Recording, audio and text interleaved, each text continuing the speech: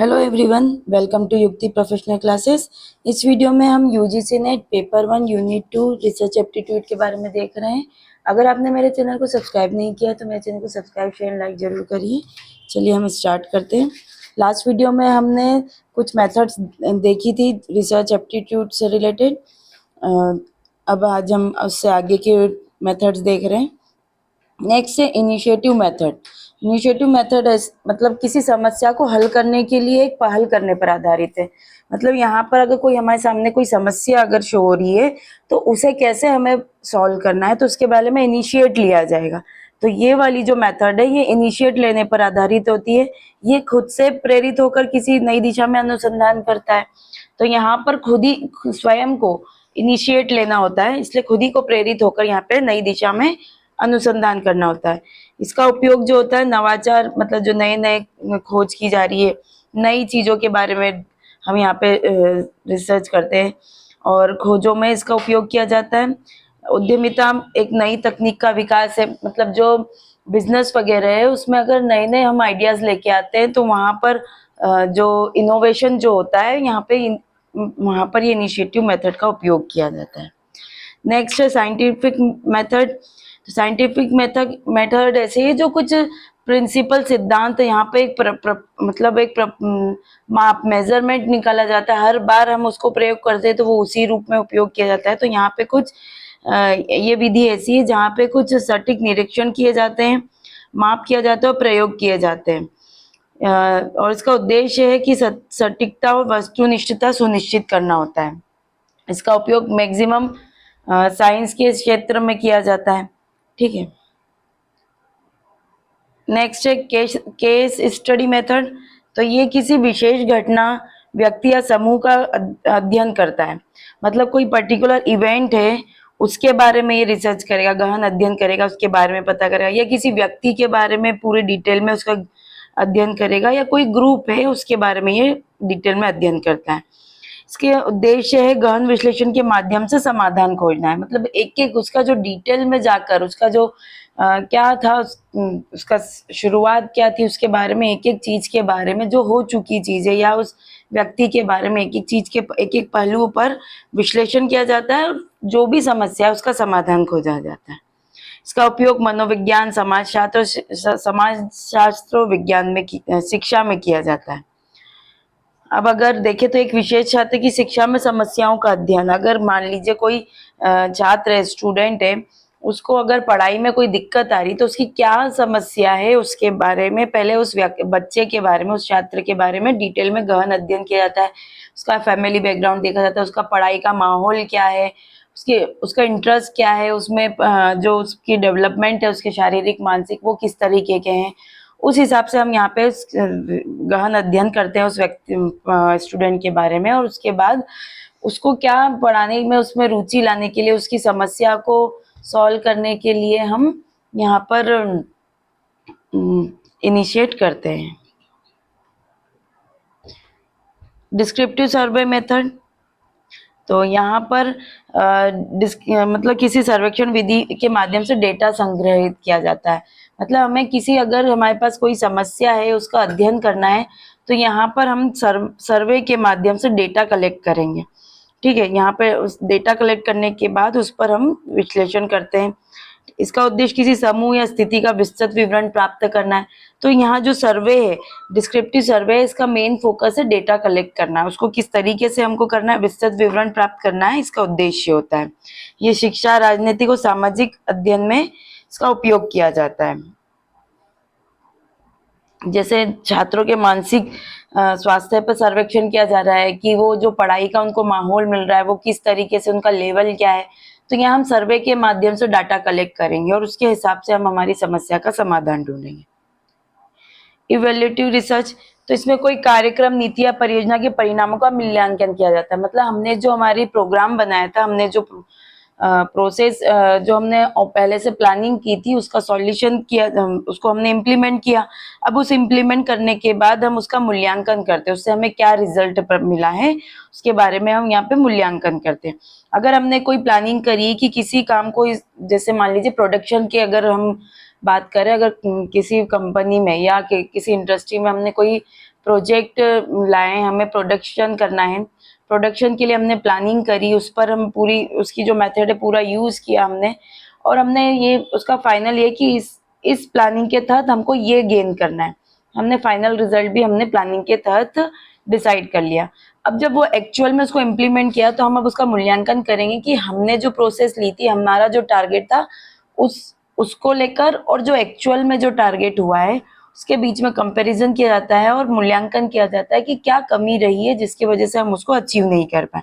तो इस तरीके से हम हमारे परिणामों के माध्यम से मूल्यांकन करके हम हमारा समस्या का समाधान ढूंढते हैं। इसका उद्देश्य यह पता लगाना कि कोई कार्य कितना सफल रहा है ना। इसका उपयोग परियोजना और नीतियों में होता है, और ये सरकारी योजनाओं के प्रभाव का अध्ययन है। उदाहरण मतलब जो हमने सरकारी नीतियां लाए हैं, जिस उद्देश्य के लिए लाए थे उसका फुलफिलमेंट हो रहा है कि नहीं हो रहा है, इसके बारे में हम यहाँ पे इवेल्युएशन करते हैं। यहाँ पे अब है सर्वे रिसर्च। इस तो यहाँ पर जो हम सर्वे कर रहे हैं, सर्वे के माध्यम से जो डेटा संग्रहित कर रहे हैं वो किस माध्यम से कर रहे हैं? प्रश्नों के माध्यम से कर रहे हैं, साक्षात्कार के माध्यम से कर रहे हैं, ऑब्जर्वेशन के माध्यम से कर रहे हैं। यहाँ हमारा मेन उद्देश्य जो है सर्वे करके हम डेटा संग्रहित करते हैं। लोगों की राय के माध्यम से व्यवहार विचारों का अध्ययन किया जाता है यहाँ पे, जिसका उपयोग जनसंख्या अध्ययन, विपणन, चुनाव विश्लेषण आदि इसमें किया जाता है। ठीक है। अब है मिश्रित अनुसंधान। तो मिश्रित अनुसंधान में इसमें गुणात्मक और परिणात्मक दोनों विधियों का उपयोग किया जाता है।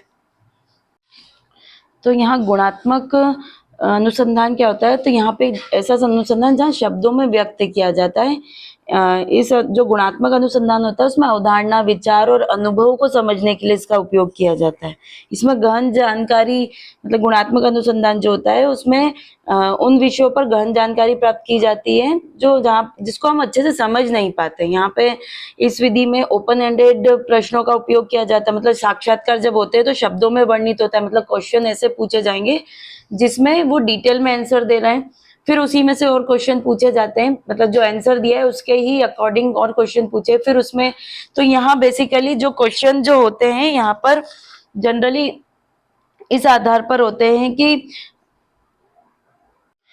इस तरीके के क्वेश्चन होते हैं कि जो प्रतिभागी है, मतलब जिसका साक्षात्कार हो रहा है, वो क्या सोचता है ना, वो उसके विशेष तरीके से क्यों सोचते हैं ये इस तरीके से, मतलब उनकी एक तरीके से राय ली जाती है, उस पर डिटेल में उनसे क्वेश्चन पूछा जाता है ना। तो यहाँ पे गुणात्मक शोध में शब्दों में उसको व्यक्त किया जाता है, और जहाँ जो मात्रात्मक अनुसंधान होता है वहां पर जो शोध होगा वहाँ संख्याओं और ग्राफों में उसको व्यक्त किया जाता है।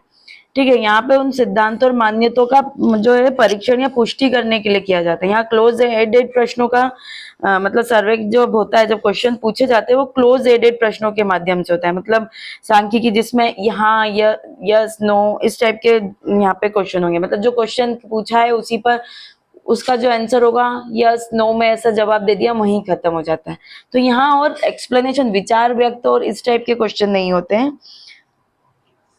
ठीक है। तो मिश्रित अनुसंधान में दोनों ही का उपयोग किया जाता है, और इसका उद्देश्य किसी समस्या का व्यापक और गहन अध्ययन है। ये शिक्षा, व्यवसाय और समाज शास्त्र में इसका उपयोग होता है। ये सर्वेक्षण और गहन साक्षात्कार का संयोजन है। अब एक परिणात्मक अनुसंधान, क्वांटिटेटिव या गुणात्मक भी इसको मात्रात्मक अनुसंधान भी बोला जाता है। तो इस प्रकार का अनुसंधान संख्यात्मक डेटा पर आधारित होता है, मतलब यहाँ पे संख्या ग्राफ में यहाँ पर व्यक्त किया जाता है। इसका उद्देश्य डेटा के विश्लेषण करके निष्कर्ष निकालना है। इसका उपयोग गणित, अर्थशास्त्र और स्वास्थ्य विज्ञान में किया जाता है ना। छात्रों के ग्रेड का सांख्यिकी विश्लेषण, जो उनके ग्रेड दिए जाते हैं वो सांख्यिकी नंबर में हमें उसका विश्लेषण करने को मिलता है। वहीं गुणात्मक अनुसंधान जो है क्वालिटेटिव रिसर्च, तो यहाँ पर जो है अनुसंधान अनुभव, विचारों और धारणाओं को समझने पे केंद्रित होता है। मतलब यहाँ जो क्वेश्चन होते हैं, जो साक्षात्कार में क्वेश्चन पूछे जा रहे हैं, वो इस तरीके से होता है कि सामने वाला क्या सोचता है, वो क्यों इस तरीके से सोचता है, उसके क्या विचार है, इस प्रकार से उस पर क्वेश्चन पूछे जाते हैं। उसके धारणाओं के बारे में जानने के लिए यहाँ पे क्वेश्चन किए जाते हैं। इसका उद्देश्य गहन जानकारी और संदर्भों को समझना होता है। इसका उपयोग समाजशास्त्र, मानव शास्त्र और शिक्षा में किया जाता है। उदाहरण है किसी समुदाय की जीवन शैली का अध्ययन करना है तो वहां पे हम डिटेल में इस प्रकार के क्वेश्चन, वहां के अनुभव, उसके विचार, धारणाओं को समझने के लिए वहां पे हम इस प्रकार के प्रश्न करेंगे। अब है अनुभवात्मक अनुसंधान, एम्पिरिकल रिसर्च। तो यहाँ अनुभव और अवलोकन पर आधारित अनुसंधान होता है। मतलब ये अनुभव जन्य अनुसंधान भी इसको कहा जाता है, क्योंकि यहाँ पे सटीक परिणामों क्या होता है, सटीक रूप से मापा जाता है ना। तो यहाँ पे जो है अनुभव और अवलोकन पर आधारित होता है। इसका प्रत्यक्ष अनुभव से निष्कर्ष निकलता है। इसका उपयोग प्रयोगात्मक विज्ञान और समाजशास्त्र में होता है। उदाहरण, किसी सामाजिक घटना का प्रत्यक्ष अवलोकन करना है तो ये एम्पेरिकल रिसर्च कहलाता है। फिर नेक्स्ट है आकस्मिक अनुसंधान, कैजुअल रिसर्च। तो इस अनुसंधान का उद्देश्य कारण और प्रभाव के संबंधों का अध्ययन करना होता है। यहाँ सीधा सा ये है कि इस जो प्रॉब्लम है, जो समस्या है, उसका कारण क्या है और उस कारण का, उस पर जो इवेंट हुआ है उसका प्रभाव क्या पड़ा है। तो इन दोनों के बीच में संबंधों का अध्ययन किया जाता है।